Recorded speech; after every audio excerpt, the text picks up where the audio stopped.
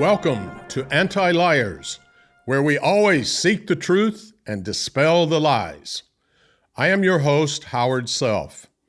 In keeping with our determination to keep you informed of the latest developments, we will present to you today an update on recent news from the ongoing UC scandal and trial of Mrs. Hak Ja-han in Korea.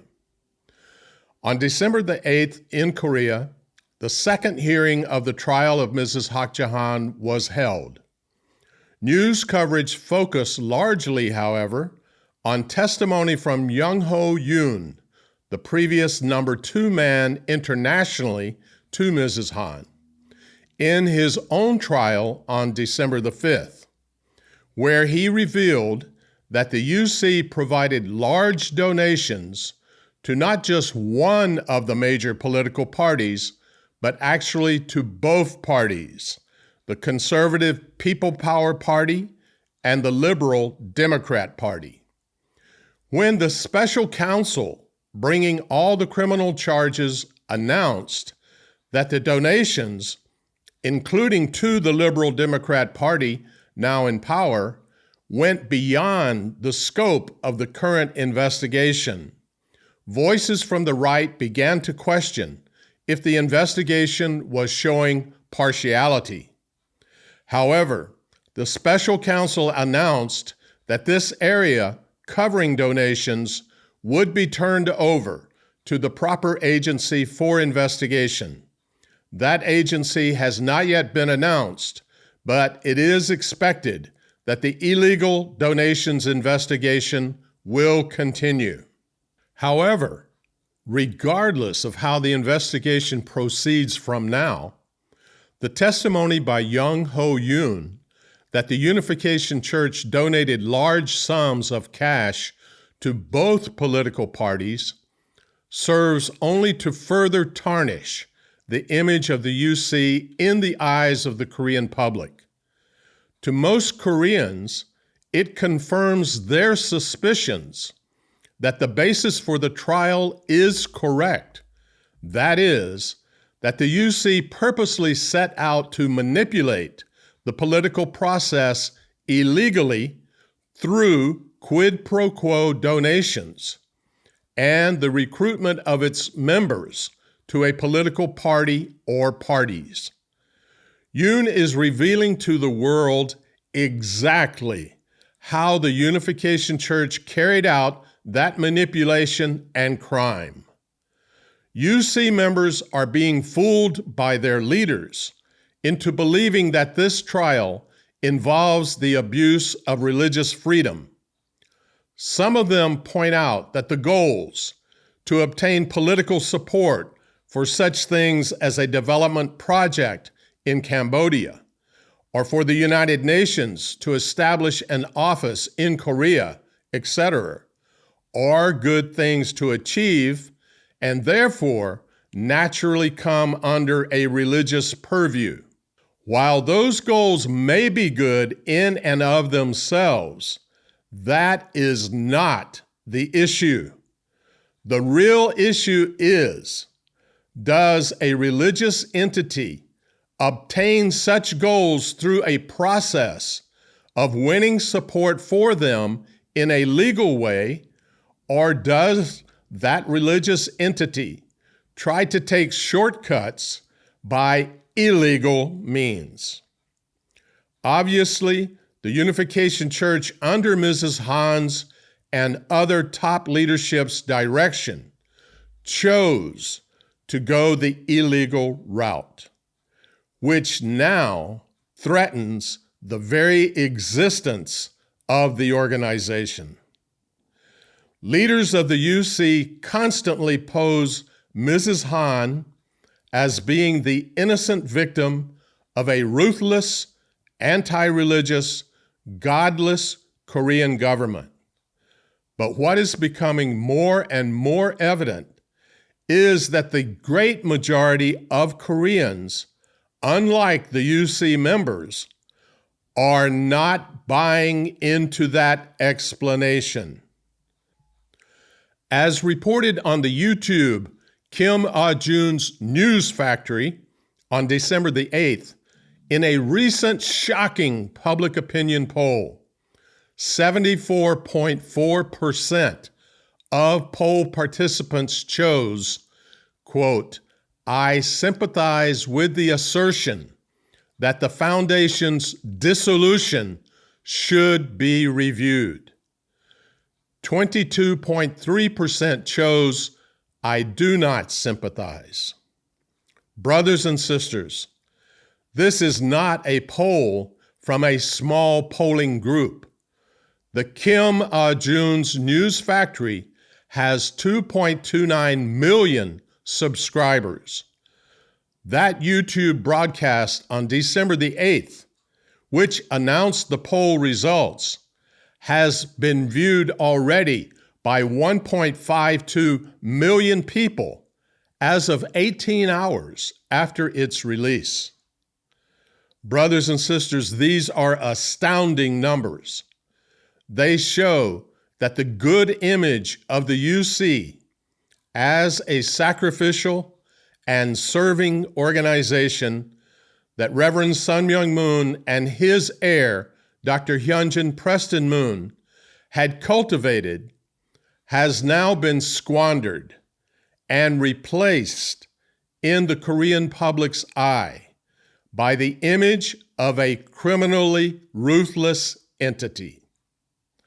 This poll's results echo the results of similar polls that were taken among the Japanese people in the UC scandal there, where 80+% supported dissolution. The end result in Japan was the government calling for official dissolution of the Unification Church.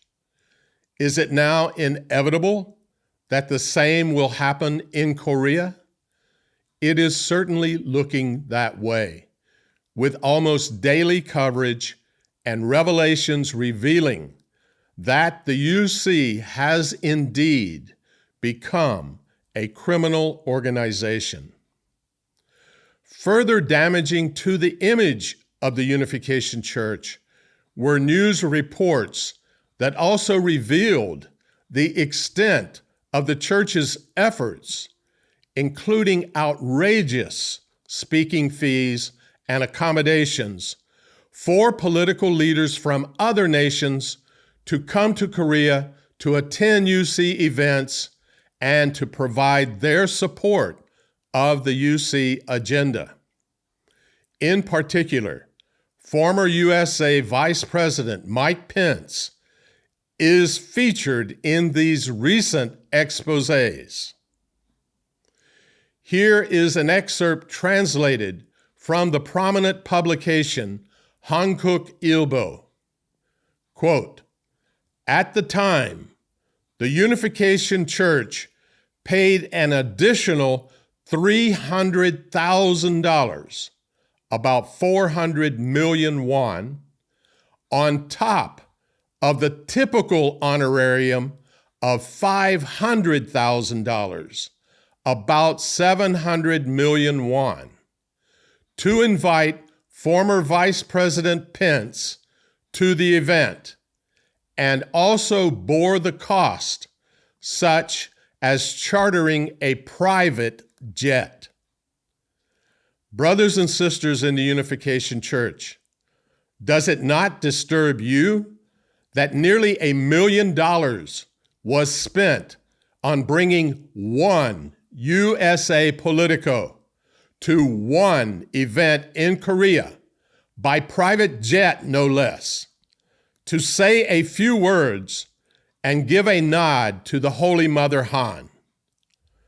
This kind of paid speech shows zero ownership, zero actual involvement, zero actual commitment, and does almost nothing to really promote and advance the causes that were to be aided.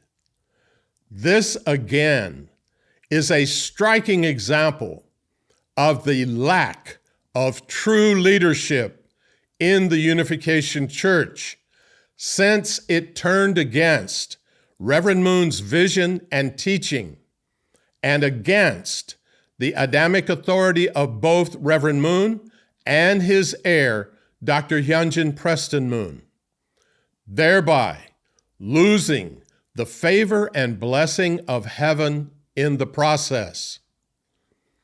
This viewpoint of the UC being criminal was heard clearly in the words of the President of Korea, Myung-jae Lee, in a cabinet meeting as reported on December the 9th in the publication DongA Ilbo.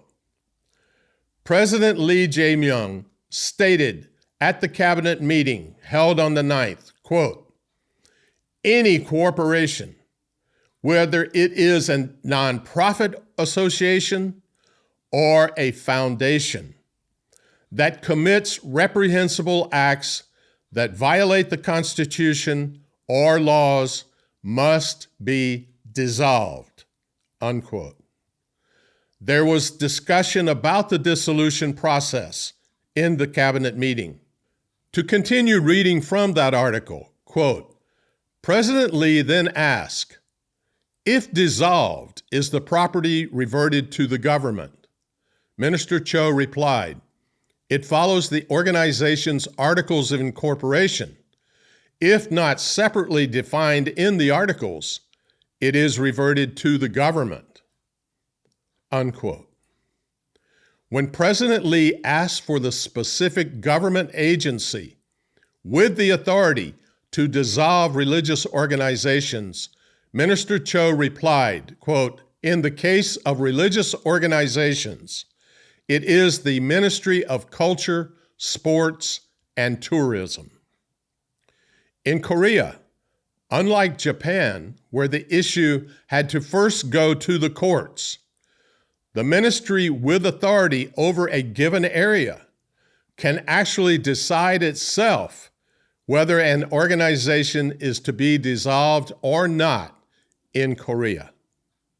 Brothers and sisters, because corrupt leadership under Mrs. Han insisted on reversing Reverend Moon's directive, quote, "to end the church," unquote, the organization of the Unification Church now is at the very brink of potentially being officially dissolved by the government of Korea, the spiritual fatherland.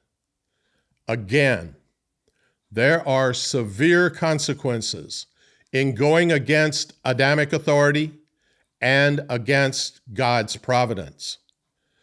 Members of the Unification Church, you must wake up to the reality that you are, even now, being manipulated by corrupt leaders who are looking out only for their own agenda. You should strive now not to uphold a corrupt institution, but to find and promote God's providence again.